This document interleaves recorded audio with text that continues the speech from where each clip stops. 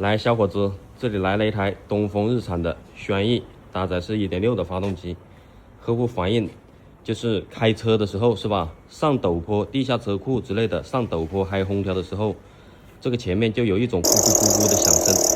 像这种问题是什么坏了？车子坏了。车子坏了。车子哪里坏了？不知道。不知道。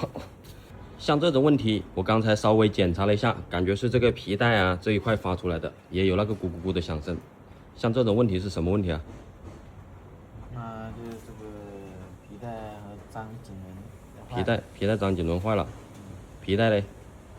也要换。也要换掉。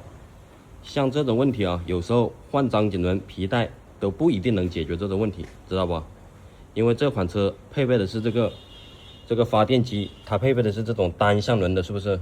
我们首先还是先把这个皮带拆掉，对吧？这个发电机拆下来，看一下这个单向轮是不是不能够单向运转了，知道吧？如果发卡了，也会造成这种问题，知道吧？现在把发电机先拆出来检查一下。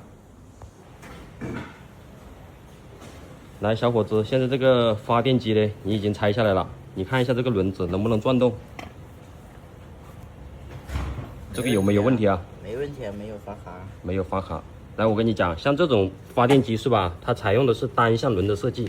正常我们这样在一转动的瞬间，你抓住它，这里面还是会转1-2圈的，知道吧？你这样是不是没有任何反应？这样去转它，这样快速一转停掉的时候，这里面没有转动，看到没有？这个就证明已经坏掉了，知道不？正常这样转一下甩的话，它会往里面甩一圈，这样。如果是正常的情况下，这样一转，它会甩一圈，里面那个轴，知道吧？现在把这个单向轮拆下来了。现在把这个单向轮拆下来，换一个新的，我们再来看这个故障啊。但是我这个工具也拆不了啊。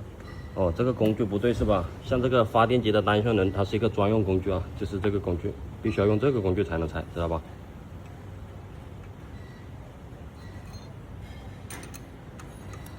到这边拆不了，跟着转。那你不知道想办法。像这个跟着转的话，就用套筒，知道吧？套上去，然后拿风炮配合。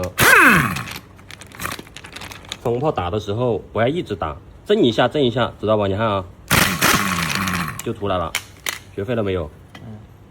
现在把这个旧的单向轮给它拆下来，新的呢我已经买过来了，全新的，给它装上。现在这个发电机的单向轮换好了之后，有没有发现之前这样一转，它里面还会转动一点点，这样一转抓住，里面还是会晃动，对不对？之前是一抓里面就停了，对不对？现在这个新的没问题了啊，装车。小伙子，现在这个发电机的皮带单向轮全部都装好了是吧？没问题是吧？来启动，打开空调。好，把机盖盖起，再去试车。走，去试车。现在到这个坡上面来测试这个异响，看看有没有。空调也是打开的，半坡起步。